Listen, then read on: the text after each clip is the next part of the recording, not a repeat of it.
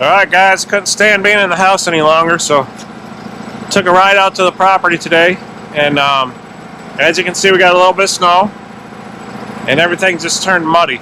So I come out here to put some fuel stabilizer in the sawmill, let that engine run a little bit.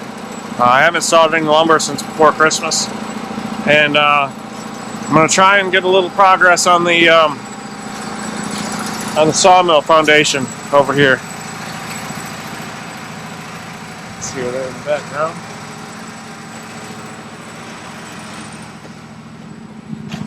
I did the math, and I think if I cut these at 16 inches, I'm going to put a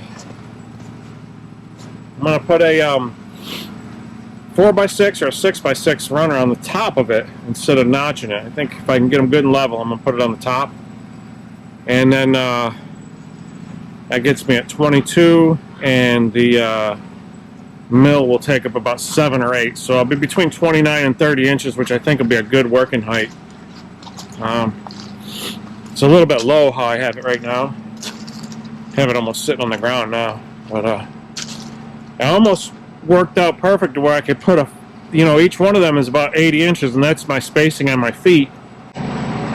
Except for on the last bunk of the sawmill, it's only like 55 inches. It's an additional piece. For some reason, it's shorter than the others, but that's what we got. I'm gonna try and bring you along today, and stick with me because we're gonna have fun, right? Probably not, but I always say that, so I want to be consistent.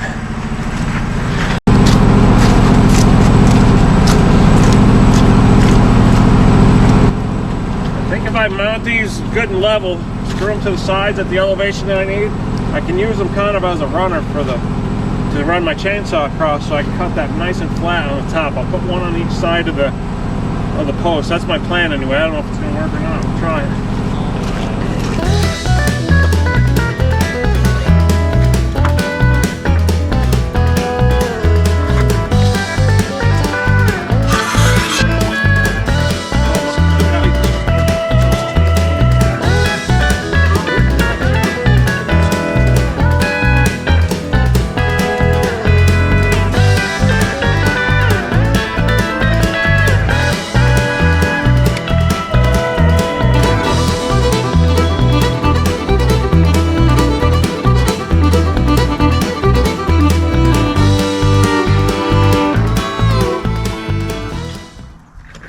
One more, then I'm going to cut these ones and try to see if this is going to work before I go around the whole thing.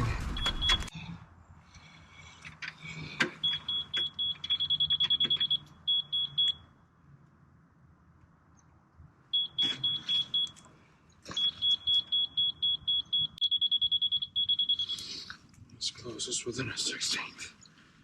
Close enough for a chainsaw. Man, it's mud.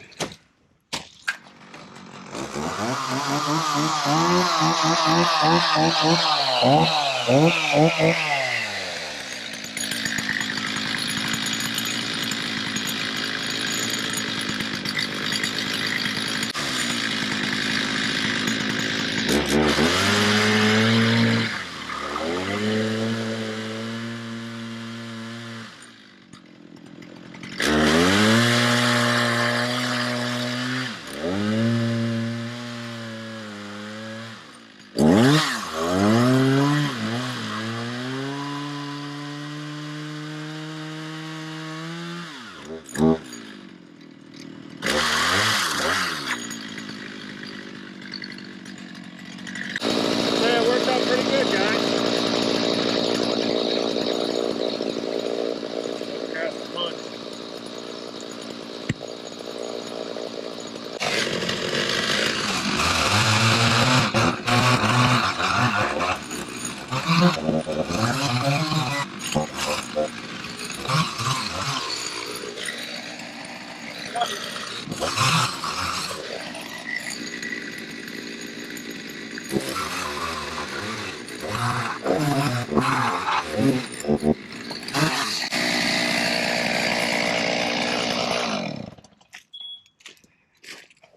I tell you what, wearing glasses is a pain in the ass.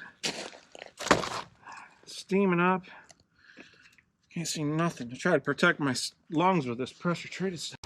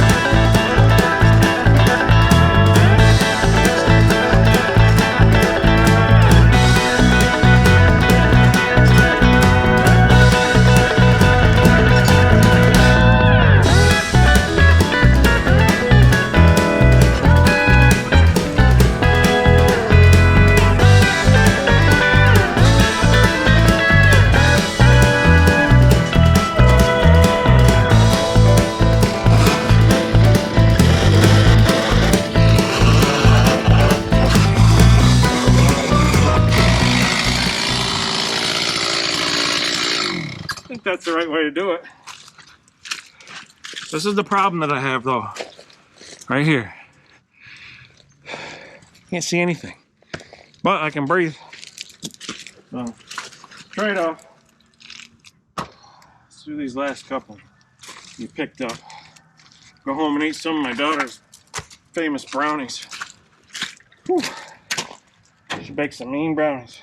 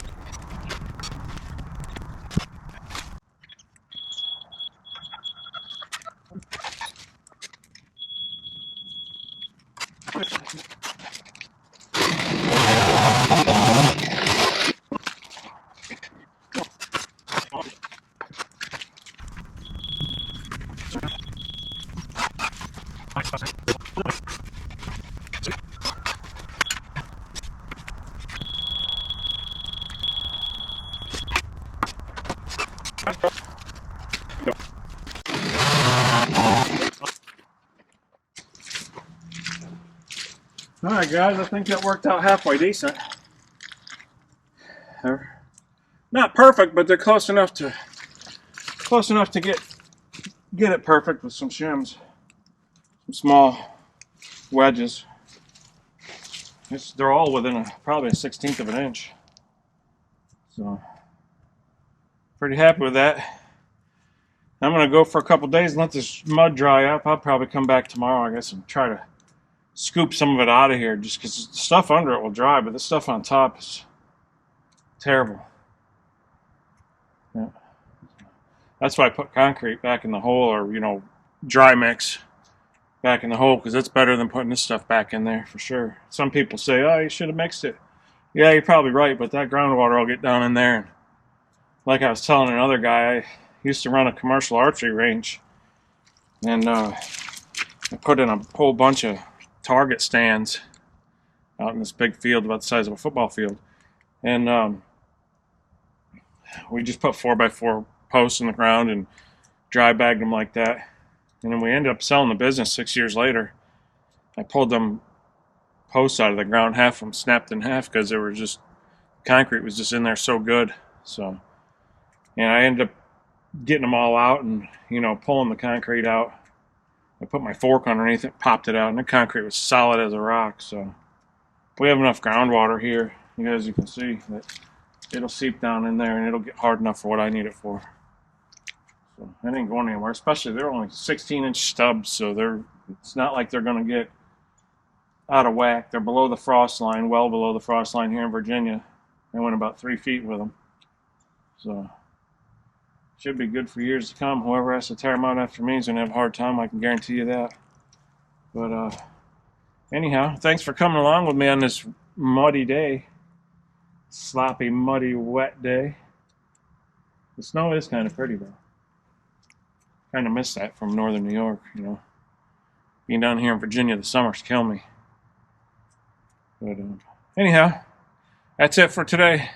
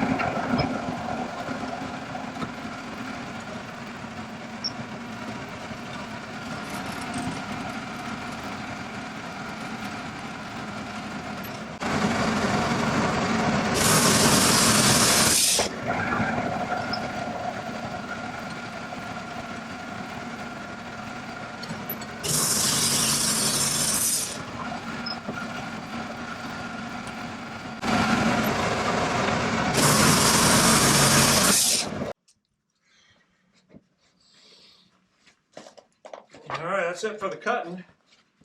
Now I'll see you on the other side.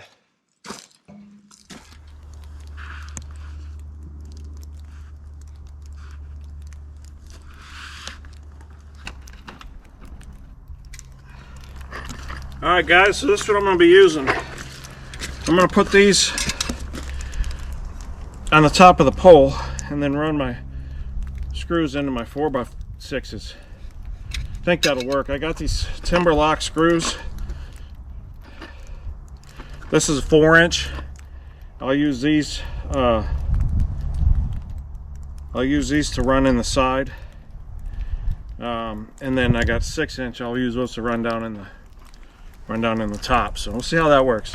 Never used these before, but heard a lot of good about them.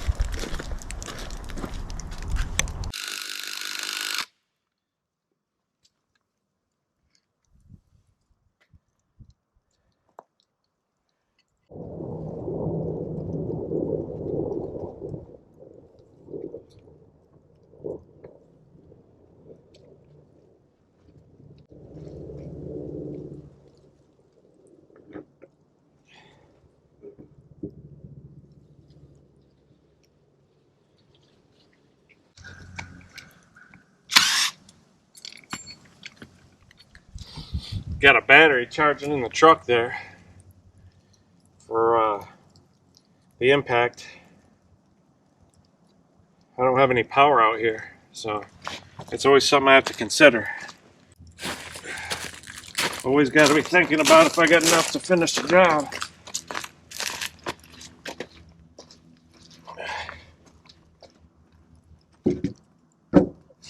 Perfect.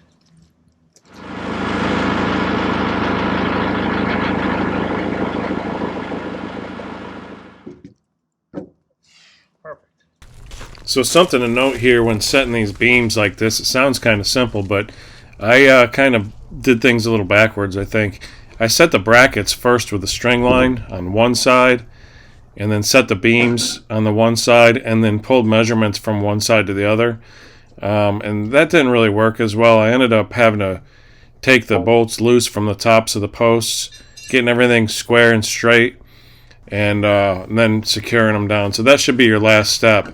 Go ahead and set your beams, tie them together with your brackets, and then get it where you want it, get it square, get it straight and level and everything, and then secure them to the top of the post. That'll save you a step if you do it that way.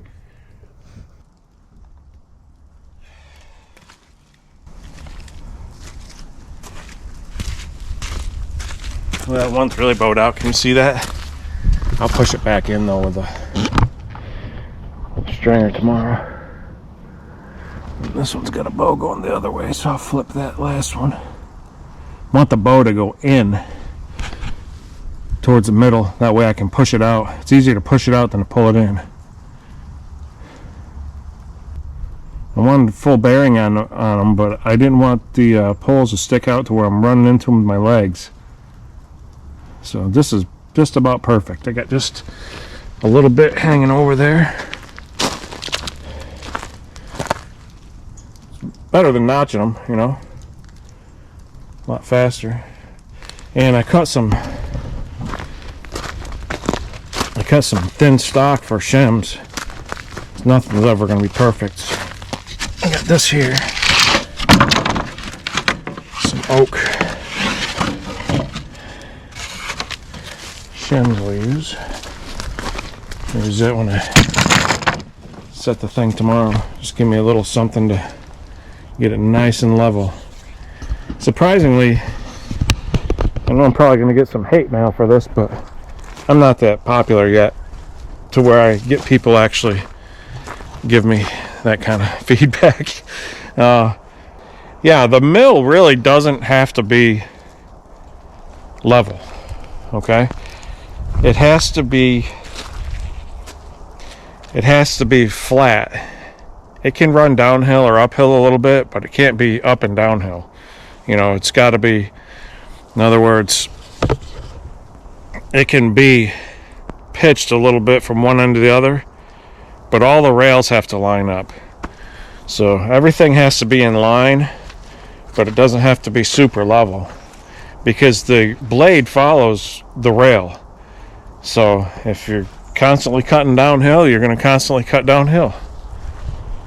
I mean, that's exaggerated. If you know, obviously I'm going to try and get it dead perfect, but you know, we don't live in a perfect world, and it doesn't have to be perfect. So Anyway, let me see if I got that other battery. I'm tighten these up. Oh, and one more thing that I wanted to share with you. I bought these brackets. They're Simpson Strong Tie brackets. And that one there, it's got 6 holes. It's 90 degrees. It's thicker than some of them. I don't know if you can see the number. ML24Z ER102. But anyway, there's that one. And I wanted to get all of these because these are longer. But they didn't have enough. They didn't have what I needed. So I got some small ones and some long ones. The small ones are fine on the ends, but where you're splicing 2 together, it's kind of nice to have. You get an extra hole there. So if you're thinking about doing something along these lines, just keep that in mind. All right, let's get back to work. It's a terrible thing to have to deal with. Probably adds another 5 or 6 pounds on you. And I don't need that. I'm heavy enough as it is.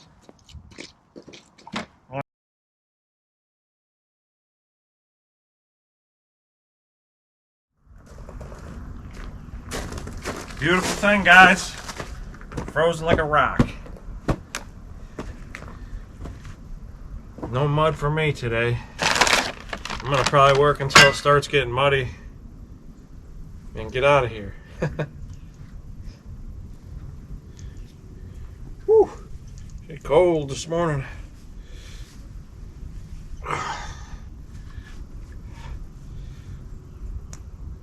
Stopped at the hardware store this morning, picked up some joist brackets for 2x6s, which would be 1.5 inches, 5.5.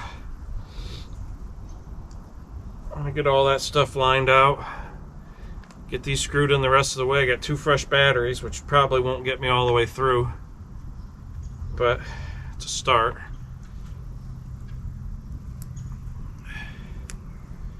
We'll get this all tidied up and then we'll head over to the sawmill and cut us some 1.5 by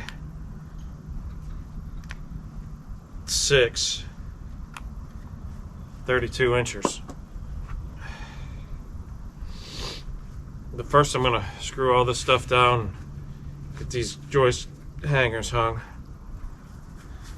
I'm gonna hang them on one side probably and then square off the one to get to the other. Man, those are solid. That's gonna be good.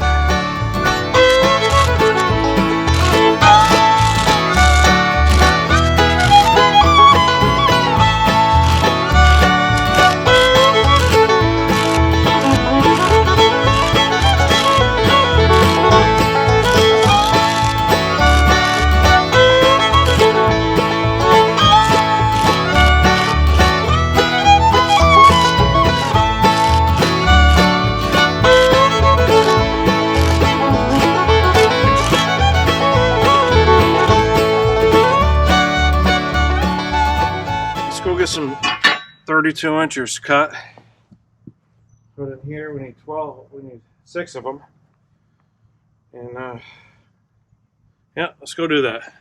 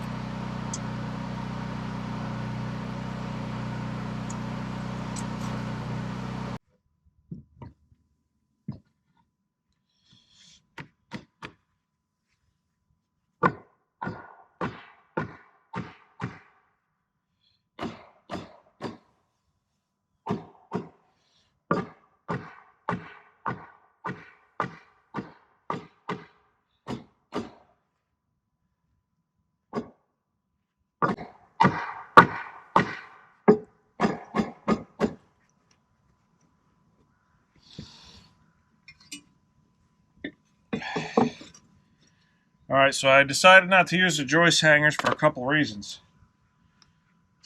One, I want to use those timber lock screws, and the holes in the joist hangers are too small. I don't want to drill them all out. And two, I cut all these at 32 inches so that it'll push this out.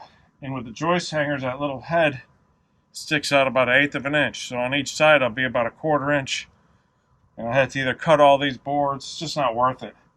So what I'm going to do is I'm just going to take these, probably a 4-inch, and toenail them, one on top, one on the bottom. All they're doing really is keeping everything in line.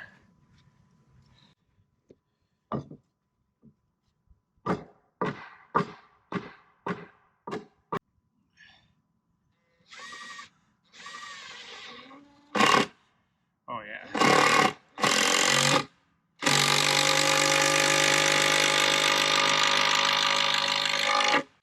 That's gonna be way gooder. For sure. So I'm gonna put one on each side.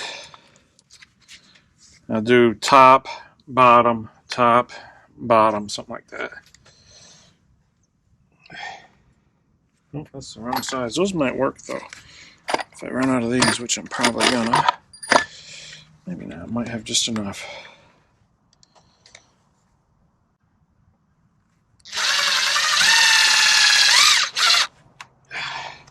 Can't use these gloves with the drill because it winds all up inside there.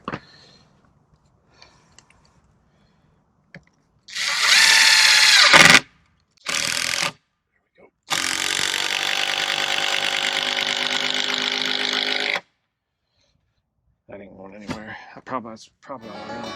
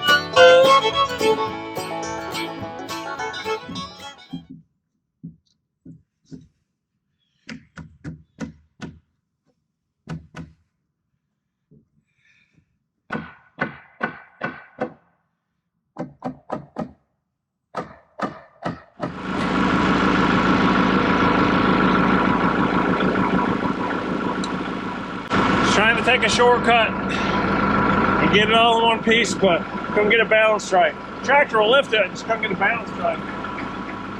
See if this is any better.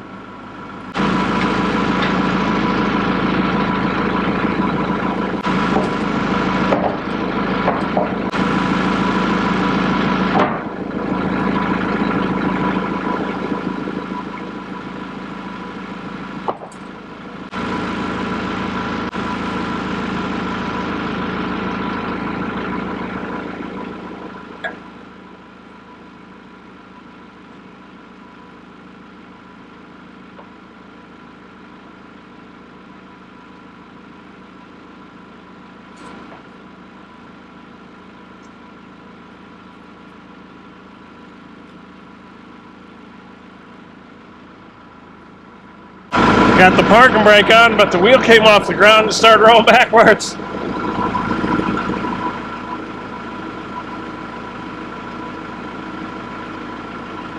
problem is I got to get underneath where all the weight is, but my forks won't go all the way through the pump because the gas tank and the blade's in the way.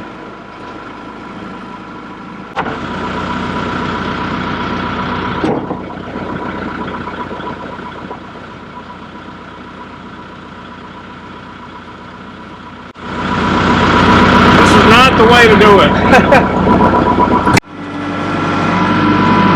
Gotta be careful because I'm up under that gas tank.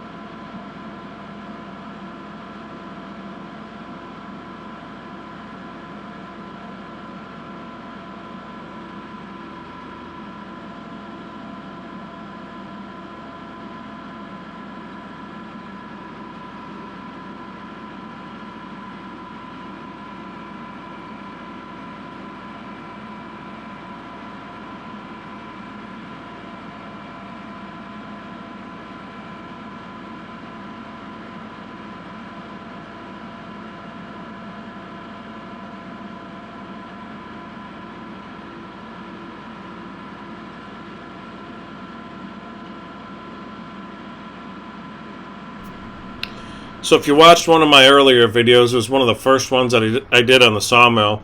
I actually welded some nuts on top of the leveling feet, which prohibited me from taking them off completely.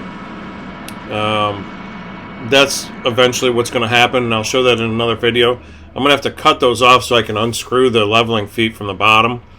But I didn't have time to do that, and I wanted to get this thing set. But as you can see right now, the mill is too tall with the feet on there, and I don't like the design of the feet anyhow. The whole plan was to get something good and flat and good and straight and good and level, and set it right down on there and be done with it forever. If I need to shim it a little bit, I'll shim it with wood. You know, it's not going to be out more than 1/16 of an inch, so that's the plan.